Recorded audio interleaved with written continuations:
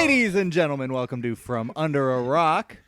Steven, what do we do on this show? This is the podcast where we help you discover movies you should have seen by now, anything you might have missed out on. And joining us as our special guest today is... Megan Camarina.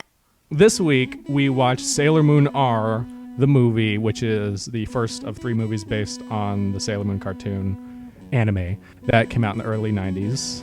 And Steven, James, and Megan had seen this before. Right. Yes. And Michael and I had not. This movie came out in 1993 in Japan and then was later dubbed in 2000 and came out in America. We watched the Pioneer English DVD dub. I think before anything, like, we can't tiptoe around the fact that it's hugely exploitative, right? It is. And the fact that they're teenage girls doesn't help anything. Oh, no, not... Like, this does not strike me as, like, a strong feminist thing. No. It is, like, encouraging, like, young girls to, like, feel empowered, but when you really dive into it, it's not that powerful. Which is unfortunate because I feel like there's a ton of other Sailor Moon episodes that like really capture their friendship and like them encouraging each other and celebrating being different. And although Sabrina always like complains and says like, "Oh, I'm too weak. I can't do this. I can't do that." Like, I don't know. I feel like she did that a lot in this, but there wasn't that growth that you normally see where she's like, no, I can do this. I'm better. I'm stronger. So this movie was a really bad example of what Sailor Moon is. Sailor Moon was the first anime I had watched before I even really knew what anime was. And I was like, oh, what is this? This is a different art style that I'm used to. And I think that's kind of where the appeal came from. Because I had never really seen anything like that before. And I think that was right around the time that Toonami started. And I started getting into Dragon Ball Z and all of this other stuff. And I was realizing, oh, this is not an American-made thing, especially like in the, especially in the, like the architecture of the buildings. Even you can see in the background. Like I was just like, I've never seen buildings like that before. So it was kind of cool, and it was something that I wasn't used to, and I think that's what drew me in towards anime. And I guess Sailor Moon was sort of the gateway into that. This is getting uncomfortable. Sorry, the camera's right in my face and Michael's face. I think it's fair to say the plot is very light. Yeah, energy, man. Energy. They're always after that energy. There is so much repetition in this movie that it kind of bugged me. I mean, I'm not into the franchise or anything. The first girl transformed, you're like, I was like, we're going to have to watch this 5 times, right? Oh, the English dub sucks. Japanese is the way to go. And even though I'm not that harsh, there are a lot of cringy moments in this English dub. I was really like pro English dub because the voice actors, that's Sailor Moon to me. But I watched the first episode of Moon Crystal and I was like, I was crying, I was cheering, I was screaming at one point. It was like, I was like, this is incredible. The English dubs can be a little forced in terms of like, I'm not saying that there aren't great voice actors in the field that are doing it, but a lot of the times they're with stuff like Princess Mononoke, where they get like an all-star like Billy Bob Thornton A-list cast of real actors to play the parts. I think that works really well. I've watched what was it, Yamada's First Time. Oh my god, I've seen a couple of episodes of those. So funny. So in English, and then I switched over to dubbed, and dubbed was so much better. Like I started over. I really enjoyed that. I did that with Fairy Tail too, and then I did that with Princess Mononoke. And I think it's just that you're experiencing like the true essence of what the film was intended to be like heard as. Like you're really getting the voice. For me, there's a point at the very end of the movie whenever they're overcoming the obstacles with the power of friendship, when all the sailors are having their flashbacks to when they first met Sailor Moon, and right there, that's kind of their way of distinguishing them. Saying like, oh, this is the reason they were all losers in their unique way until they met Sailor Moon and became friends.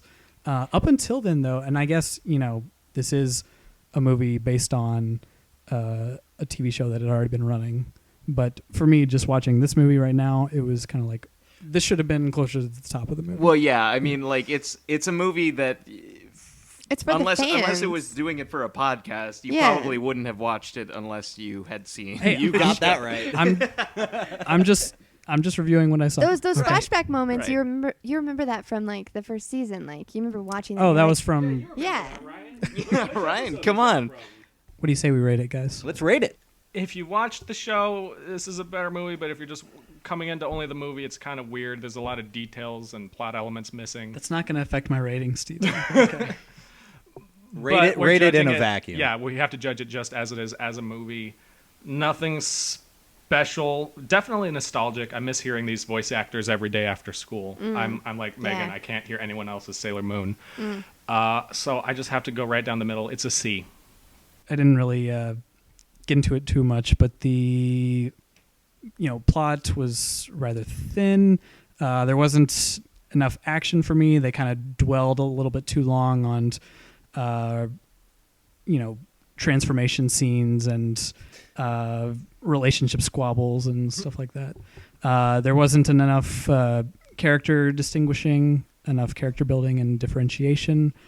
Having said that, I came out on the positive side of neutral. Surprisingly, it's a C+ for me. A lot of what you guys have already stated is true. I think especially with the character differentiation and the lack of a thick plot. So I'm going to go ahead and give it a C+ as well. I wasn't a big fan, but I didn't hate it. It wasn't as bad as I thought the Dragon Ball Z movie we watched was.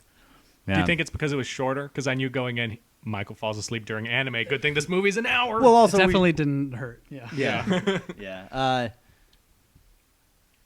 Stephen, why are you so negative? I'm giving it a C+. I would give it an A for nostalgia. And it was still so much fun watching it and like laughing about. Maybe I was laughing at different moments than I would as a kid, but it still was really great. And I guess I'd give it a B. I love Sailor Moon, so. So what do we got? We're at a C+. That's pretty good. Yeah.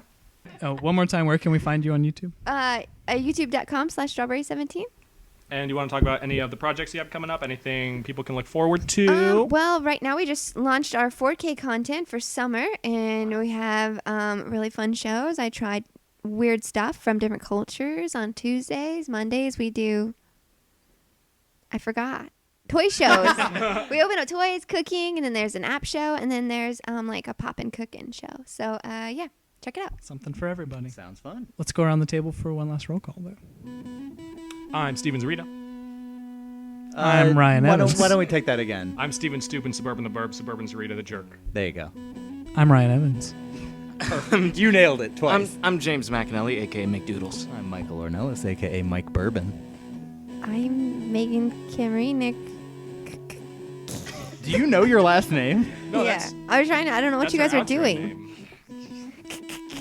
Just lots of I C just- sounds. little static electricity. Yeah, I just turned into like a Pikachu Yeah. or a cat. I don't know. Just in this. One podcast. of those things. Thank you once again for joining us for another episode of From Under a Rock.